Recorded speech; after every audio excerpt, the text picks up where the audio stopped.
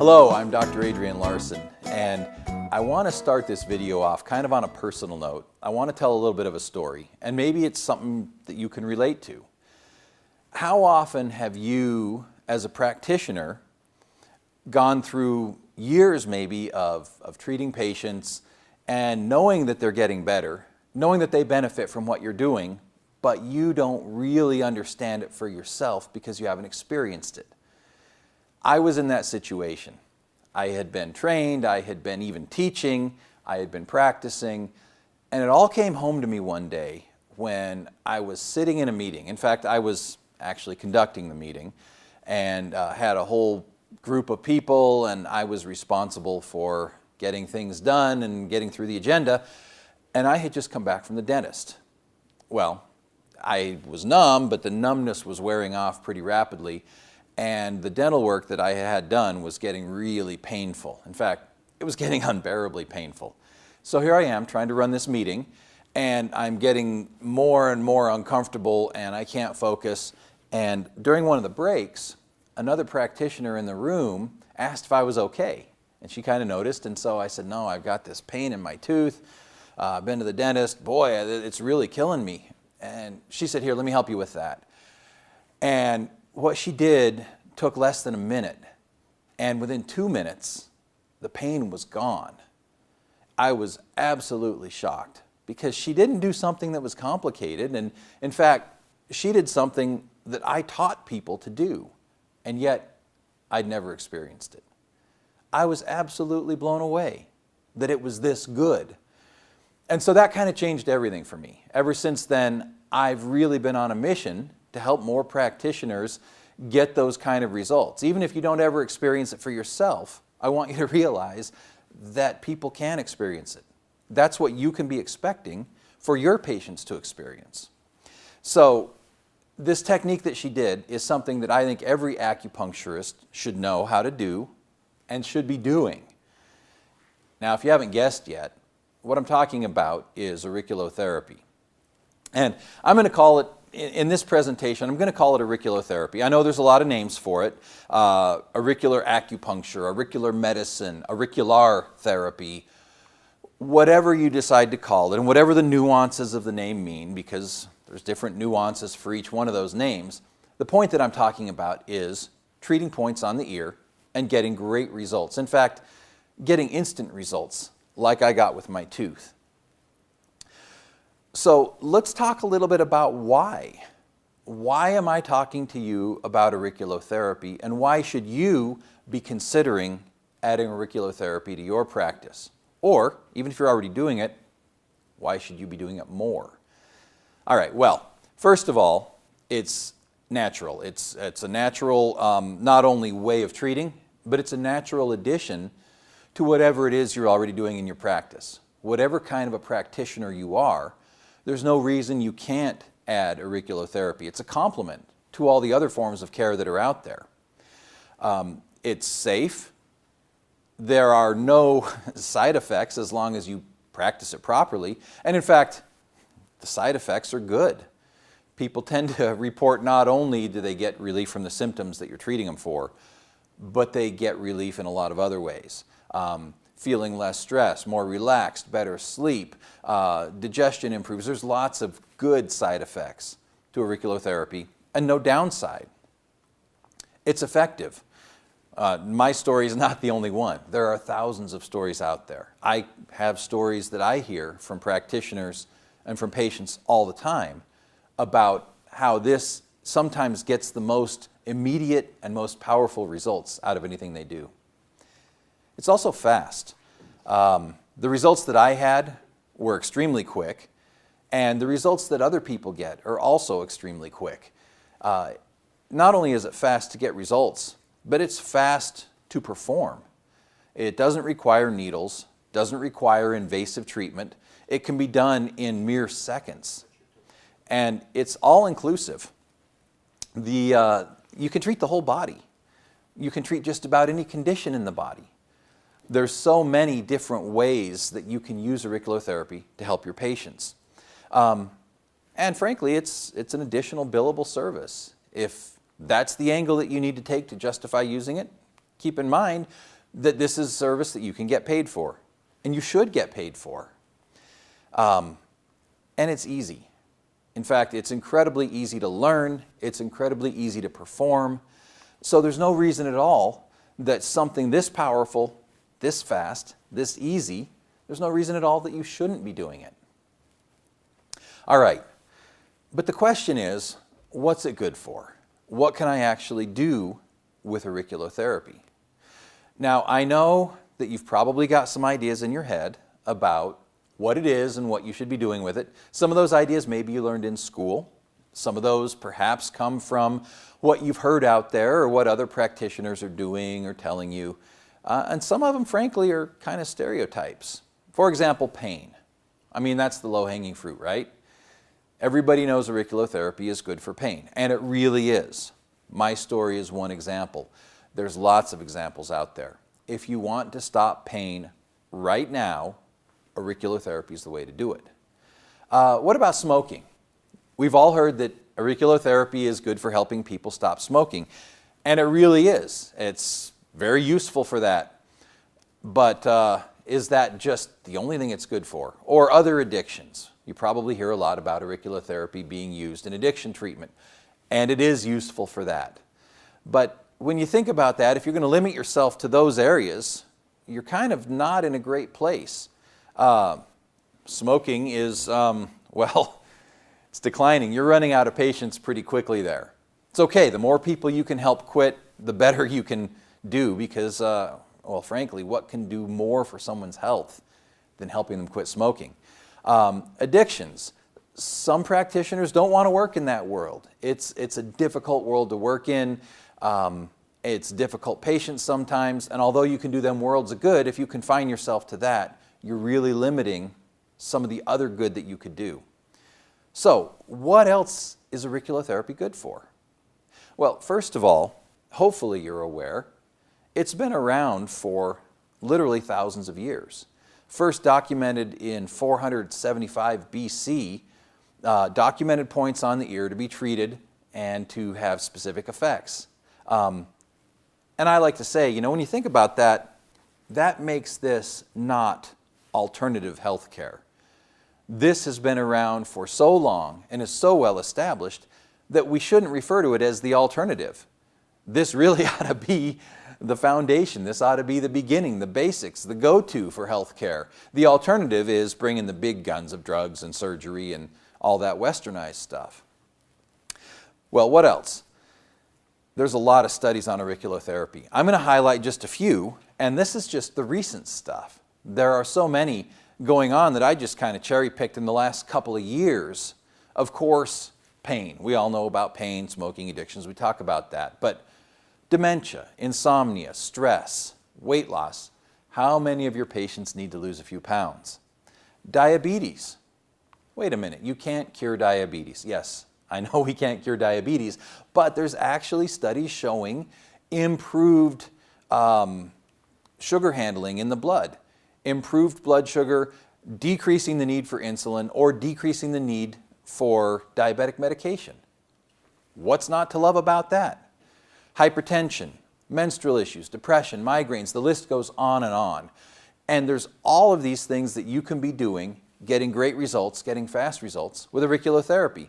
In fact, you can really treat nearly any system or any part of the body with this medicine. Now, the reason you can do that, and the reason I find it so compelling, is that auriculotherapy really is both a root and a branch treatment. When you think about root, you think about the cause of the problem, right? What is it that's contributing to what we eventually see as the symptoms? The branches, on the other hand, well, that's the symptoms. That's what gets manifest. That's what brings people into your office to see you, is the branches. And you can lop off branches all day long, but they just grow back because you haven't addressed the roots.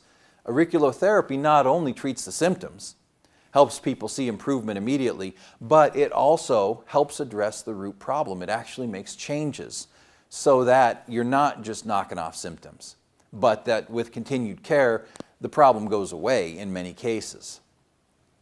So if auriculotherapy is so good, why is it underutilized? And when I say underutilized, I'm really talking about a couple of different things. It's underutilized both in how often it gets used and in how effectively it gets used. Some people that do it don't do it much, and those that do sometimes aren't that great at it or haven't been very well trained. How do I know? Well, we did a survey a few years back and found out that, there's only a small percentage of acupuncturists or other practitioners that use auriculotherapy on a regular basis. Well, why is that? Why is it so underutilized? Why aren't people doing it, and why aren't people getting the results they want? There's a couple of reasons for that, and that is part of why I'm making this video for you today. I want to talk about that so that we can help you implement this in your practice and get better results. Well, first of all, just about anybody who's been in acupuncture has been trained in auriculotherapy in some way or another. Maybe you had a class, maybe it got covered as part of a class in school, you made yourself a chart like this, you learned a few points, and it was taught on a pretty basic level. If you've got a problem here, you stick a needle here, and this point is for that problem. And there's nothing wrong with that. On a basic level, that's just fine. But when you think about it, if auriculotherapy can do so much more, and it's not just a formula, memorize a few points and stick a needle in it, but if you can go beyond that and actually make major shifts in people's systems without too much more struggle or learning, why wouldn't you do it? And really, if all you do is this, then you end up with a few problems. Number one, sometimes people don't really like having needles stuck in their ears. People that are even comfortable with acupuncture.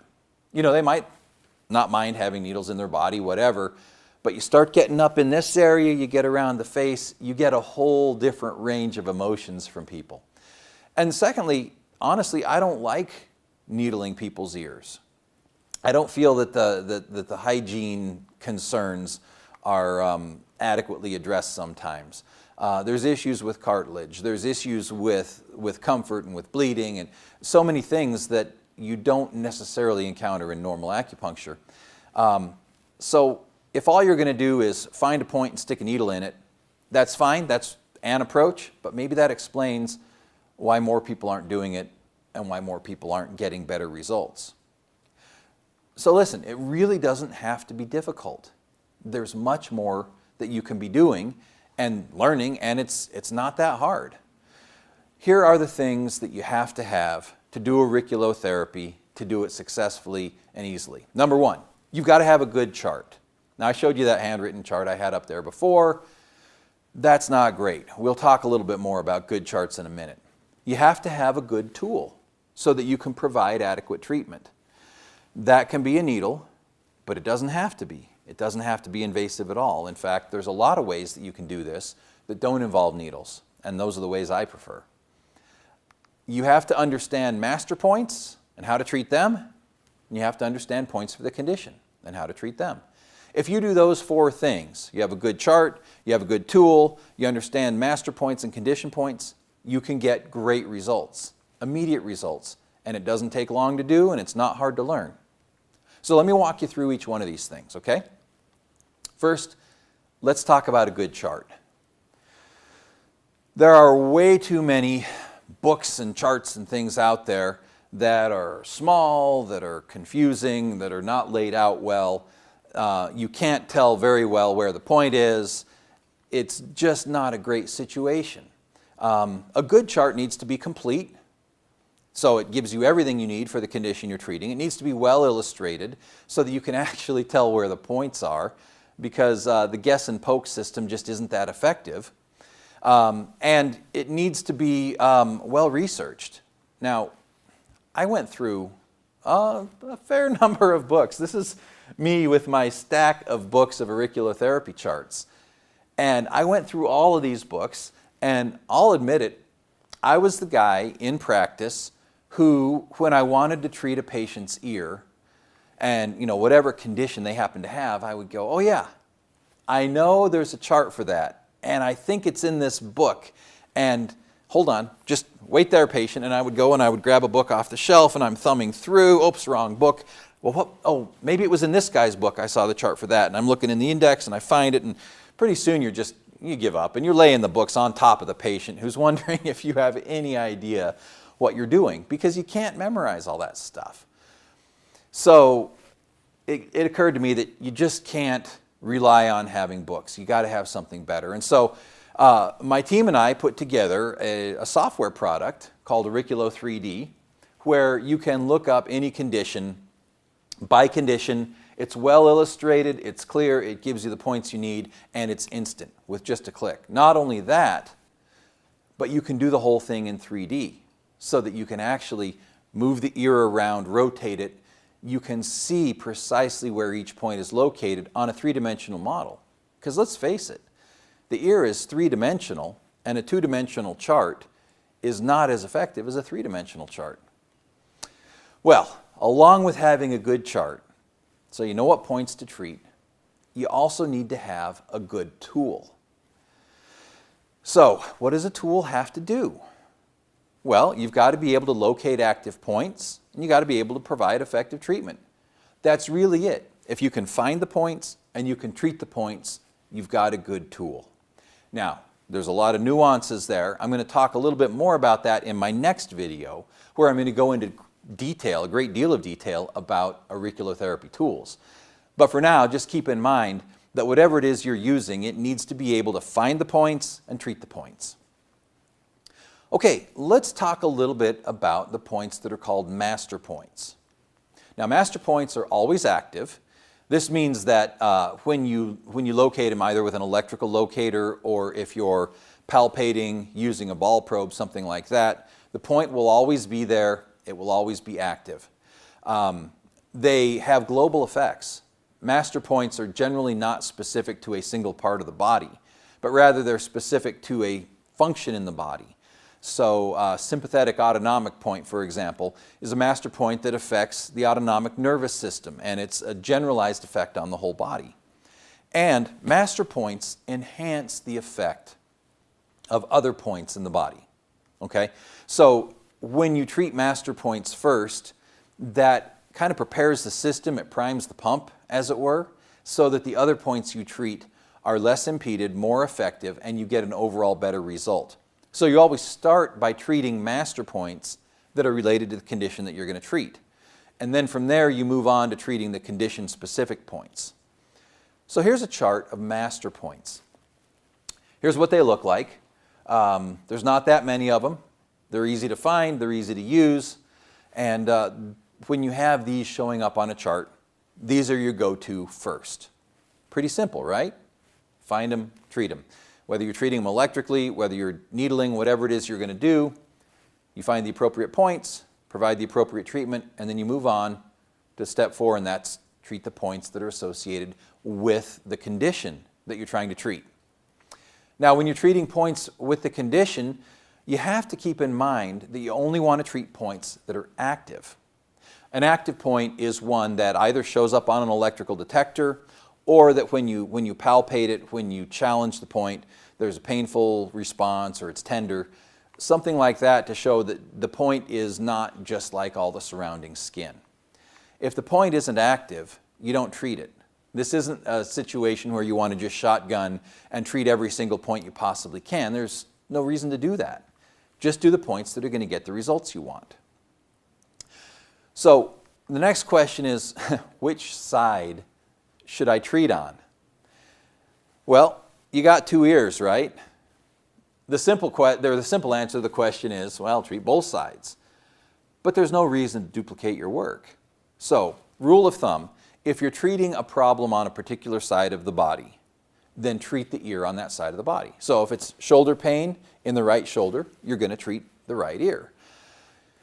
If you're treating a generalized problem in the body, like, say, anxiety or insomnia, then you can use either ear. You can check to see which ear has the most active points, or you can simply choose, say, the ear on the dominant side. If the person's right-handed, start with the right ear.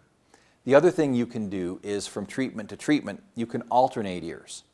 So if you treat one ear on this visit, then on the next visit you treat the other ear. So there's not a hard and fast rule there, but those are the rules of thumb that I like to use. And in the end, there's nothing wrong with treating both ears if that's what you'd like to do. It's totally fine. How long do you need to treat? Well, this is a great question. If you put in a needle, obviously, like all other acupuncture, you're going to leave it in there for a few minutes, maybe 20, 30 minutes even. If you're doing electrical stimulation, that's fast. You can get that done in 15 seconds or so. Laser stim, likewise, very fast. If you are doing pressure, maybe you're using the ball probe to press on the points in the ear, then you're going to apply pressure for maybe a minute. But then also, no matter what treatment you're doing in the clinic, consider adding some home care. You can use the little tape-on ear seeds. There's the magnetic pellet kind, there's these kind that are actual seeds, there's the kind that are actual tacks that have a point to them. Whichever kind you use, by taping those on, you can prolong the care so that when the patient goes home, the care continues. And you can even teach them how to reach up there and squeeze those and apply some pressure a couple times a day over the course of a couple of days. Then the other question is, how often do you need to treat? And that question really comes down to what the problem is. Much like the other care you're providing the patient, if it's an acute situation, then you might be treating every day or every couple of days. If it's a more chronic situation, then you're going to be less frequently than that. And obviously your treatment plan, you're going to try to get to where they're simply in maintenance care, perhaps coming in once a month. Now, how often can you treat with auriculotherapy? You can do it every day. Remember what I said about side effects. You're not going to harm the patient, providing you're treating properly. And so if you treat every day, there's no problem with that. And you may get fabulous results treating every day. So why not? All right. So let's look at how you would go about doing that. Here is a chart for rhinitis. Okay, you got a patient with runny nose. You're going to start with the master points. On this chart, the master points are in all capital letters. So take a look here. I've got endocrine point, I've got point 0, allergy point, and Shen Men. Those are master points. Start with those. Treat each one. If I'm using an electrical device, which is my preferred way to treat, then I'm going to do each one of those for 15 seconds. So you think about that. 15 seconds apiece, I'm now about 1 minute into the treatment. Then I'm going to check the other points that are the condition-related points. So I'm going to look at lung 1, lung 2, spleen, external nose, forehead, and so on. I'm going to just go through these one by one. I'm going to check them to see if they're active. If they're active, I'm going to treat for 15 seconds. Total time to do this, maybe 3 minutes. Total effect to do this can be amazing. And then if I'm going to put some ear seeds or some tacks on there, that might take another minute or so.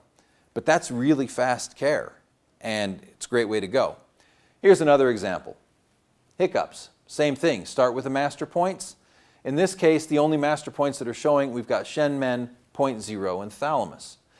Start with those, and then treat the condition points that are active. Now in this chart, you can see that I've got some points that are colored blue, and some points that are colored white. The blue points are, or the colored points in general, are the primary points, the most common generally used for the condition. And then the points that are not blue, or not colored at all, the points that are white, those are what we call optional points. These are points that I may want to use for this condition because they may be helpful, but they're not necessary and not mandatory. So depending on how many active points I find and the results I'm getting, I may or may not choose to do the optional points. Okay, let's take a look at one more. This one has not only master points and condition points, but it also has an area. That's where you would scan that entire area to see if there's anything active in there, and if there is, you treat it. So it's really super easy. Think about it. You locate the point. If it's active, you treat it. If you've got yourself a good chart, you've got yourself a good tool, you've got yourself some points, my friends, you are ready to treat. So that's really all you need to know to do what I call basic auriculotherapy. Now, basic auriculotherapy gets you great results, and there's nothing wrong with just doing the basics. Suppose, though, that with just a little more training, you could amplify those results. You could go beyond basic care to get maybe a little more advanced care and maybe even better results. Would you be interested in doing that? I'm betting you would, because you're going to be amazed at how fast and easy it is to take it to the next level. So, in my next video, I'm going to talk a little bit more about some of the advanced care, but first I'm going to examine the various tools that are available, kind of give an overview of what they are, how to use them, the strengths and weaknesses, and the tools that I find most beneficial. So, I'll be talking to you then. Meanwhile, think about doing more auriculotherapy in your practice. You're going to love the results. I'll see you in the next video.